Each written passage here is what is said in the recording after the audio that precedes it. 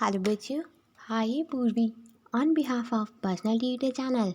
आज हम लोग कक्षा 9 राजस्थान बोर्ड हिंदी का राम वृक्ष वैनुपुरी के बारे में पढ़ने वाले हैं। तो चलो बच्चों शुरू करते हैं।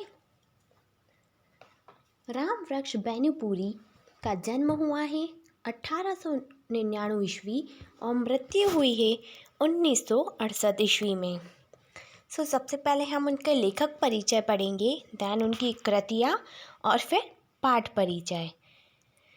लेखक परिचय है राष्ट्रीय आंदोलन में सक्रिय सहभागी विचारक, चिंतक और पत्रकार राम वृक्ष वैनुपुरी शुल्कोत्तर युग से प्रसिद्ध साहित्यकार थे। यानी ये जो राम वृक्ष वैनुगोपाल है वे बहुत ही बड़े पत्रकार है, बहुत विचारक है, चिंतक करते हैं। इनकी ये काफ़ी टाइम से यानी साहित्य में काफ़ी ज़्यादा प्रसिद्ध है। ये भारतीय स्वतंत्रता संग्राम में 8 वर्ष जेल में व्यतीत करने के साथ ही समाचार पत्रों के माध्यम से राष्ट्रीय जागरण का कार्य करते थे। जब ये स्वतंत्रता संग्राम था उस समय पर इनको 8 वर्ष की जेल हुई थी। तो ये जब जेल में थे उसके बाद ही उस वक्त से ही ये समाचार पत्रों के माध्यम से यानी जो न्यूज़पेपर होते हैं उसकी हेल्प से ये राष्ट्रीय जागरण का कार्य करते थे, राष्ट्र को जगाने का कार्य करते थे। इनका जन्म बिहार के मुजफ्फरपुर जिले के वैनुपुरी नामक गांव में हुआ था। गांधी जी और जयप्रकाश नारायण से प्रभावित हो अध्ययन को छोड़कर पूर्णतः स्वाधीनता आंदोलन में सक्रिय रहे। यानी गांधी जी और जयप्रकाश नारायण ये दोनों ही प्रभावित हुए थे इनसे, इसलिए आंदोलन में सक्रिय रहे ये।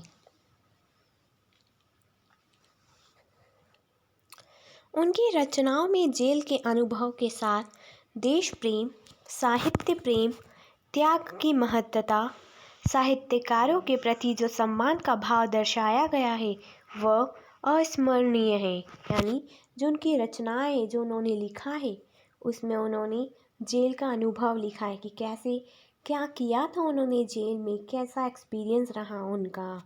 फिर देश प्रेम के बारे में बताया है, साहित्य प्रेम के भी बारे में दर्शाया है। उनका साहित्य चिंतन को निर्भीकता तथा कर्म को तेज बनाता है।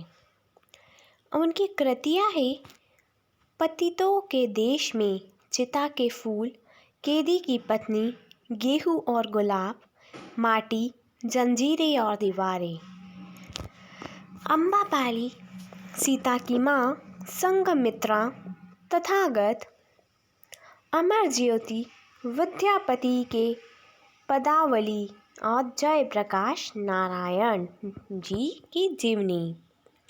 पाठ परिचय है प्रस्तुत ललित निबंध भारत के नव निर्माण की पृष्ठभूमि में देश के नव युवकों को कर्मठ त्याग व निस्वार्थ भाव का संदेश तथा उद्बोधन देता है।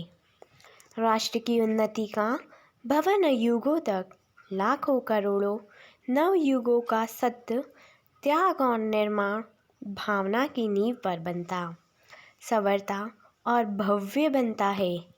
इस त्याग की ओर इंगित करते हुए लेखक भारत के नवयुवकों को मात्र उपभोग की मनोवृत्ति त्याग कर निर्माण की मनोवृत्ति अपनाने की प्रेरणा दे रहा है। पाठ की अनुच्छेद योजना विशिष्ट ध्यान आकृष्ट करती है। एक एक विचार भावपूर्ण वाक्यों में अभिव्यक्त किए गए हैं और ऐसे एक एक दो दो वाक्य अनुच्छेद बनते हैं, किंतु वे पाठक को बहुत कुछ सोचने विचारने के लिए उत्प्रेरित करते हैं।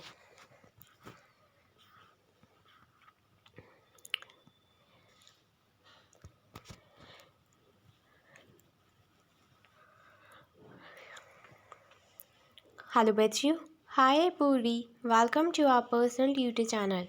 आज हम लोग कक्षा 9 हिंदी राजस्थान बोर्ड का पाठ 2 नींव की ईंट पढ़ने वाले हैं। शुरू करते हैं। वह जो चमकीली सुंदर सदृढ़ इमारत है वह किस पर टिकी है। यानी वो बोलते हैं कि वो जो सामने खड़ी जो इमारत है, जो बिल्डिंग है, इतनी सुंदर है, इतनी सदृढ़ है, आखिर वो खड़ी किस पर है, यानी इसका बेस क्या है। इसके कंगूरों को आप देखा करते हैं क्या? कभी आपने इसकी नींव की ओर भी ध्यान दिया है? क्या आपने कभी सोचा है कि इसकी भी कोई नींव होगी? और नींव क्या है? दुनिया चमक देखती है, ऊपरी आवरण देखती है, आवरण के नीचे जो ठोस सत्य है उस पर कितने लोगों का ध्यान जाता है। यानी आजकल की जो दुनिया है वो सिर्फ बाहरी दिखावा देखती है, यानी सिर्फ बाहर की चमक देखती है, लेकिन उसके अंदर क्या है, उसका बेस क्या है, वो कोई नहीं देखता। सत्य कठोर होता है, कठोरता और भद्दापन साथ साथ जमा करते हैं, जिया करते हैं। यानी जो सत्य है बहुत ही ज़्यादा कठोर, बहुत ही ज़्यादा कड़वा होता है। हम कठोरता से भागते हैं, भद्देपन से मुख मोड़ते हैं, इसलिए सत्य से भी भागते हैं। यानी हम कठिन काम करने से डरते हैं और हम हर चीज़ ऐसी चीज़ से दूर रहते हैं जिसमें हमें लगता है कि ये काम कठिन है, इसलिए हम सत्य से भी दूर रहते हैं। नहीं तो हम इमारत के गीत नींव के गीत से प्रारंभ करते, नहीं तो हम हर चीज़ की शुरुआत नींव से करते, जहाँ से वो बनी है उसके बेस से करते। वह ईंट धन्य है, कट छट कर कंगूरे पर चढ़ती और बरबस लोगों को अपनी ओर आकृष्ट करती है, किंतु धन्य है वह ईंट जो जमीन से 7 हाथ नीचे जाकर गड़ गई और इमारत की पहली ईंट बनी। हम लोग जो होते हैं किसी इमारत के ऊपर देखते हैं, यानी किसी बिल्डिंग के ऊपर देखते, बाहरी दिखावा देखते, लेकिन कवि ने बोला है कि धन्य है वो ईंट जो कि इमारत के नीचे है, जिसकी वजह से वो बेस है। अगर वो एकमात्र ईंट नहीं होती तो फिर बिल्डिंग बन ही नहीं पाती। उस ईंट को हिला दीजिए, कंगूरे बेतहाशा ज़मीन पर आ जाएगा। अगर हम उस ईंट को ही हिला देंगे, ईंट को निकाल लेंगे तो पूरी इमारत गिर जाएगी। कंगूरे के गीत गाने वालों, आओ अब नींव के गीत गाए। जो लोग कंगूरे के गीत गाते यानी इमारत के गीत गाते हैं, सो वो यहाँ आओ अपन आज नींव के गीत गाएंगे कि नींव नहीं होती तो इमारत खड़ी नहीं हो पाती। वह ईंट जो ज़मीन में इसलिए गड़ गई कि दुनिया को इमारत मिले, कंगूरा मिले। वह ईंट जो सब ईंटों से ज़्यादा पक्की थी, यदि ऊपर लगी होती तो कंगूरे की शोभा 100 गुनी कर देती। यानी अगर वो ही ईंट ऊपर लग जाती, यानी किसी इमारत के ऊपर लग जाती, तो वो कंगूरे को 2 गुना कर देती, इसकी चांदनी हो जाती, वो बहुत सुंदर दिखने लगता। वह ईंट जिसने अपना अस्तित्व इसलिए विलीन कर दिया कि संसार एक सुंदर सृष्टि देखे। सुंदर सृष्टि हमेशा ही बलिदान खोजती है। यानी वो जो ईंट है, जो उसका बेस बनी है, जो उसकी नींव है, उसने अपनी सुंदरता इसलिए खोज दी कि संसार उस पर खड़ी इमारत को देख सके। शहादत और मौन मुख, जिस शहादत को शोहरत मिली, जिस बलिदान को प्रसिद्धि प्राप्त हुई, वह इमारत का कंगूरा है, मंदिर का कलश है। हाँ, शहादत और मौन मुख समाज की आधारशिला यही होती है, मेल मिलक निकालना यानी कमियां निकालना। ईसा की शहादत ने ईसाई धर्म को अमर बना दिया, यानी जो ईसा मसीह थे वो शहीद हो गए, उन्होंने ईसाई धर्म को अमर कर दिया हमेशा के लिए। आप कह लीजिए कि मेरे समझ में ईसाई धर्म को अमर बनाया बनाना उन लोगों ने जिन्होंने उस धर्म के प्रचार में अपने को नाम उपसर्ग कर दिया।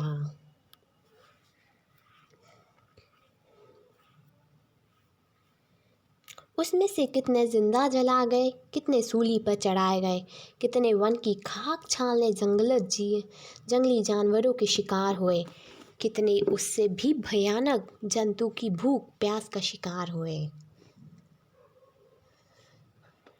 किंतु ईसाई धर्म उन्हीं के पुण्य प्रताप के फल फूल रहा है। वे नींव की ईंट थे, गिरजाघर के कलश उन्हीं की शहादत से चमकते हैं। आज हमारा देश आज़ाद हुआ सिर्फ उनके बलिदान के कारण नहीं, जिन्होंने इतिहास में स्थान पा लिया है। देश का शायद ही ऐसा कोना हो जहाँ कुछ ऐसे दधीची नहीं हुए जिनकी हड्डियों के दान ने ही विदेशी वृत्तासुर का नाश किया। यानी हमारे देश के कितने ही ऐसे दधीची है जिनकी हड्डियों से अस्त्र बने और उन अस्त्रों से राक्षसों का वध किया गया। सो ये उनका भी बलिदान है। हम जिसे देख नहीं सकते वह सत्य नहीं है, वह एक मूढ़ा धारणा। ढूंढने से सत्य मिलता है। हमारा कर्म है, धर्म है ऐसी नींव की ईंटों की ओर ध्यान देना। सदियों के बाद नए समाज की सृष्टि की ओर हमने पहला कदम बढ़ाया है। इस नए समाज के निर्माण के लिए ही हमें नींव की ईंट चाहिए। यदि हम चाहते हैं कि हमारे समाज में निर्माण हो, हमारा समाज भी आगे बढ़े, तो इसलिए हमें हर चीज़ की नींव पर ध्यान देना चाहिए, यानी उसकी बेस पर भी ध्यान देना चाहिए। अफसोस, कंगूरा बनने के लिए चारों ओर होड़ा होड़ी मची है। नींव की ईंट बनने की कामना लुप्त हो रही है। 7 लाख गांवों का नव निर्माण, हजारों शहरों और कारखानों का निर्माण, कोई शासक इसे संभव नहीं कर सकता। ज़रूरत है नौजवानों की जो इस काम में अपने को चुपचाप खपा दे, जो एक नई प्रेरणा से अनुप्राणित हो, एक नई चेतना से अभिभूत, जो शाबाशी से दूर हो, दिलबंदियों से अलग, जिसमें कंगूरा बनने की कामना ना हो, कलश कहलाने की जिसमें वासना भी ना हो। सभी कामनाओं से दूर, सभी वस्तुओं से दूर, उदय के लिए आतुर हमारा समाज चिल्ला रहा है। हमारी नींव की ईंट के धरे देश के नौजवानों को यह चुनौती है। सो बोलते कि हमें ऐसा व्यक्ति नहीं चाहिए जो कुछ काम करने के बाद अपनी वाहवाही करे। हमें एक ऐसा व्यक्ति चाहिए जो कहे कि ये नींव है। हमें नींव वाला व्यक्ति चाहिए जो उसका बेस हो। सो ये पाठ में चुनौती दी है नौजवानों को, यानी युवा पीढ़ी को, कि ये तुम्हारी चुनौती है कि हमारी नींव की ईंट किधर है, पता लगाओ। So it's your work. If you know this answer, so please comment in comment box.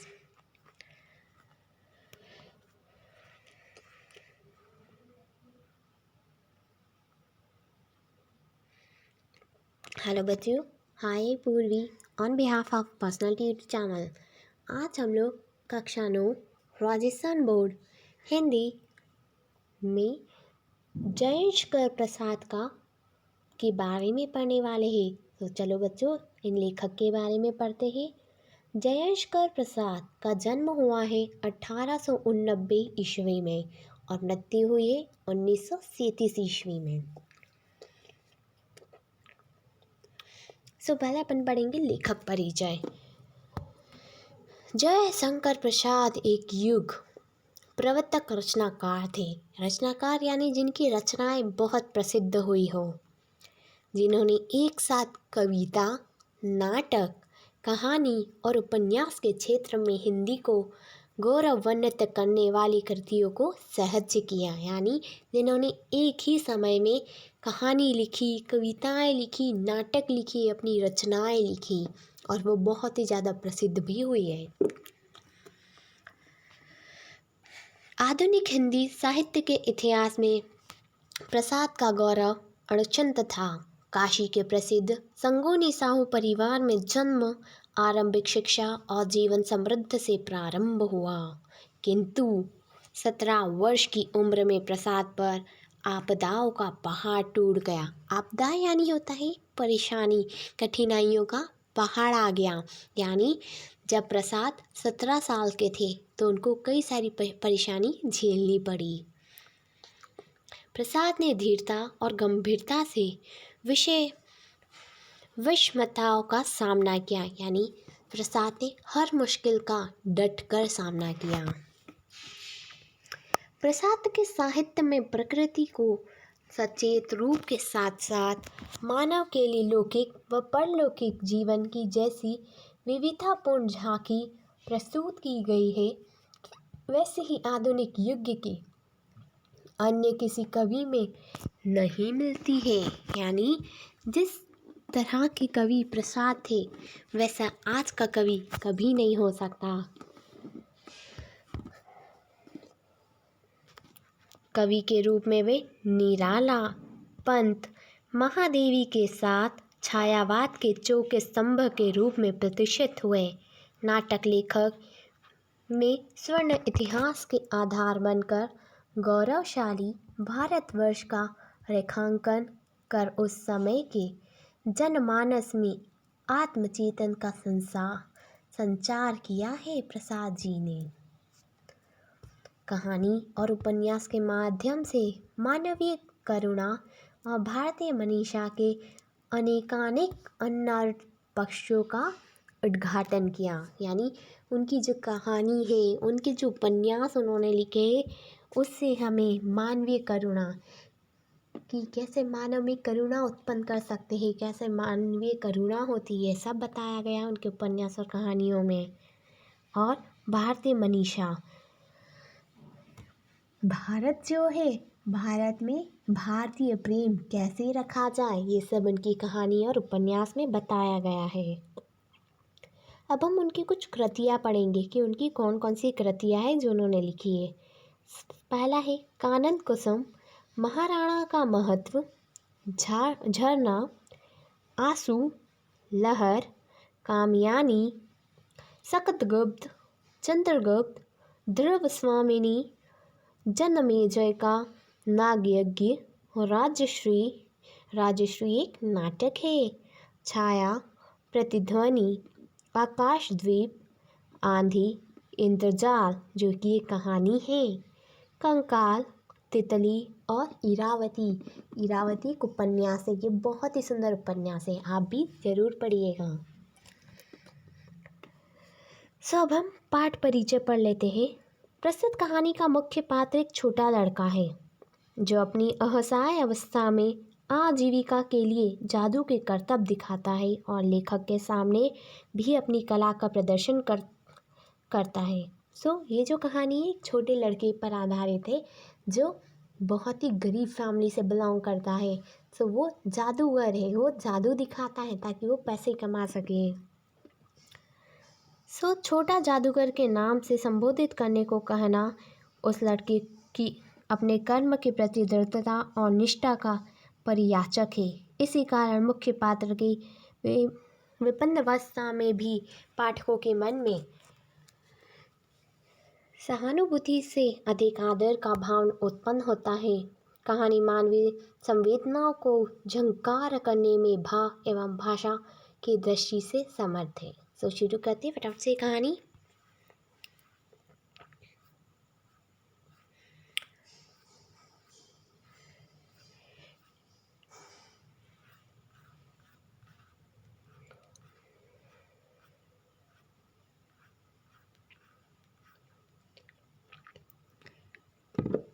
Hello बच्चों, हाँ ये पूर्वी on behalf of personal tutor channel.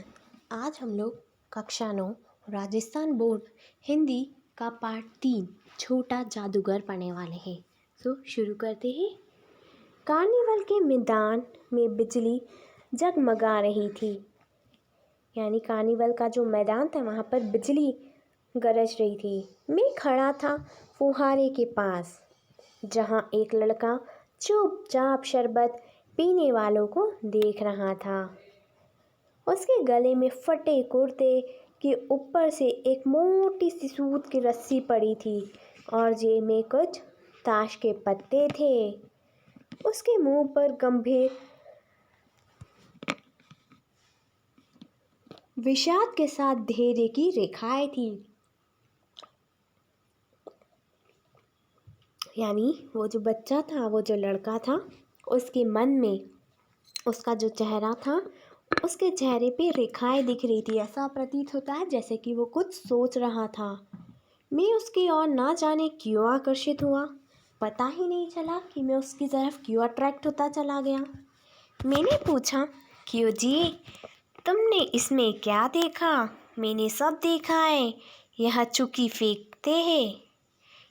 फेंकते हैं, खिलौनों पर निशाना लगाते हैं, तीर से नंबर छेदते हैं। मुझे तो खिलौने पर निशाना लगाना अच्छा मालूम हुआ। जादूगर तो बिल्कुल निकम्मा है।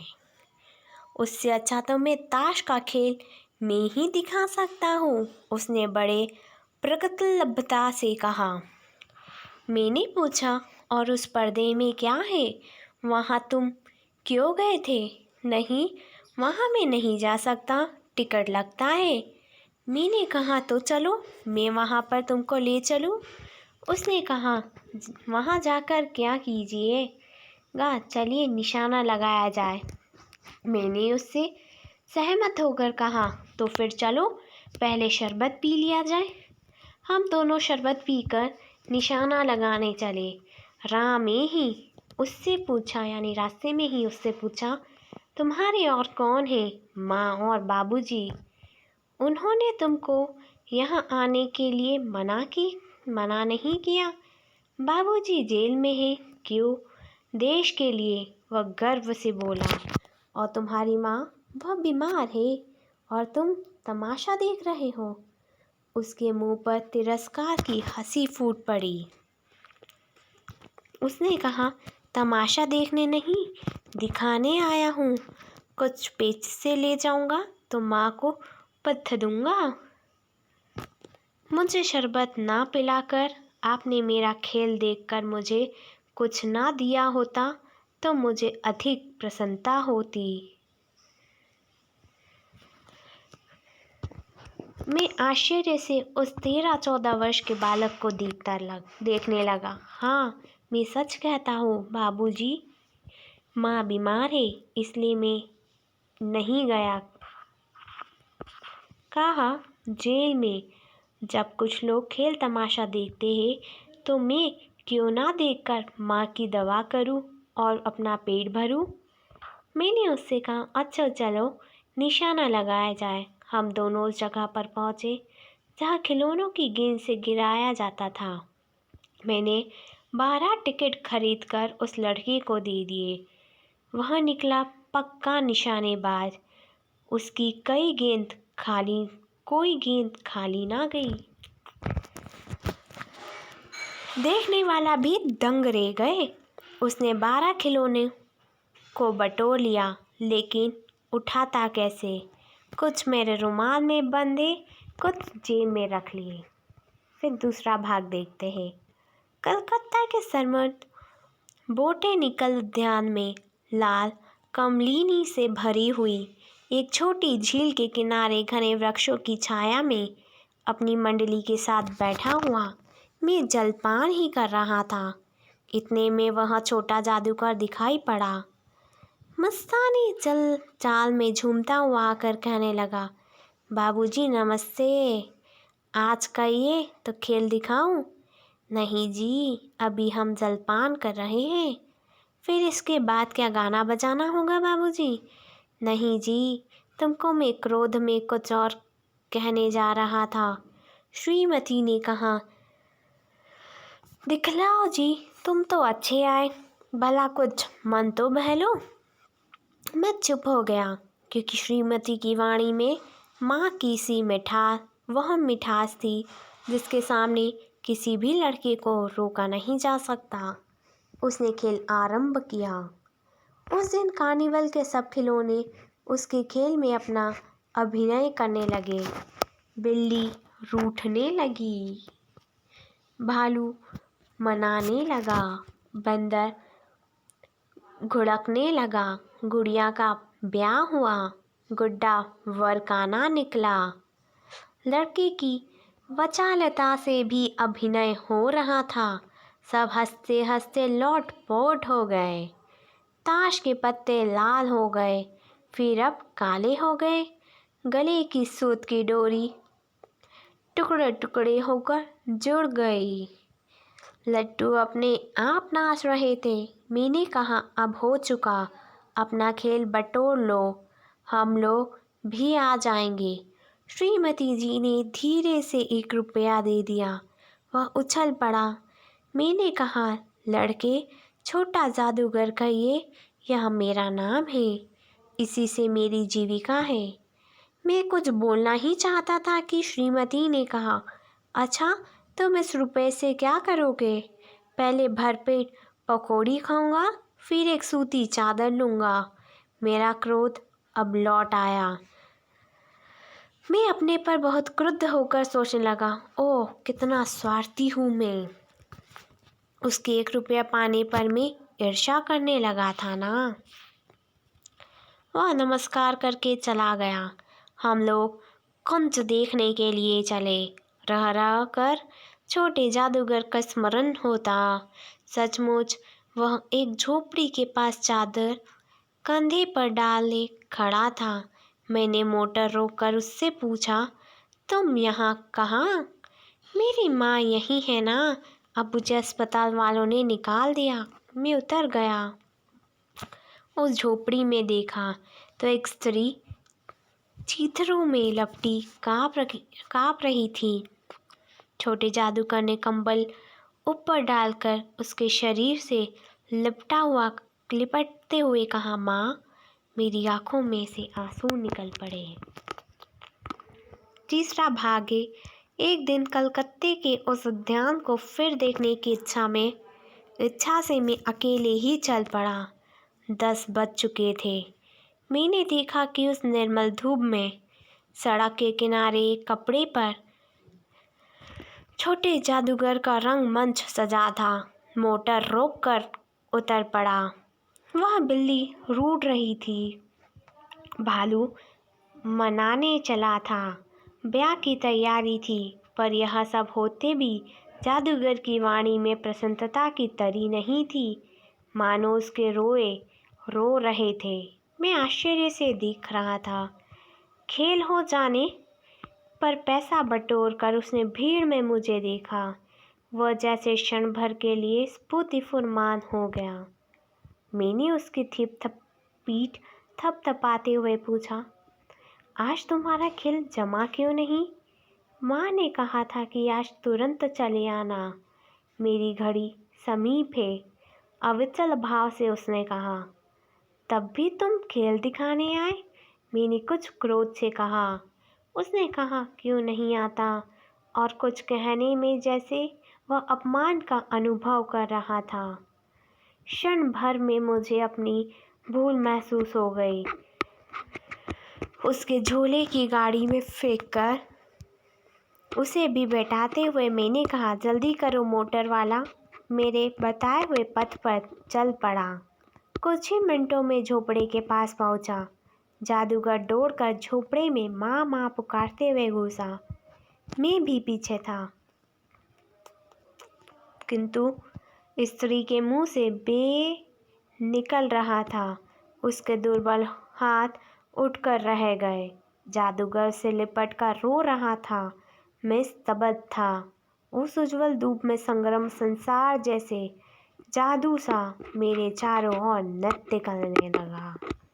बच्चों, ये बहुत ही दर्दनाक स्टोरी थी। आई होप कि आपको ये वीडियो अच्छी लगी हो। अगर आपको कोई क्वेरी है तो आप मुझे कमेंट सेक्शन में कमेंट करके भी बता सकते हैं।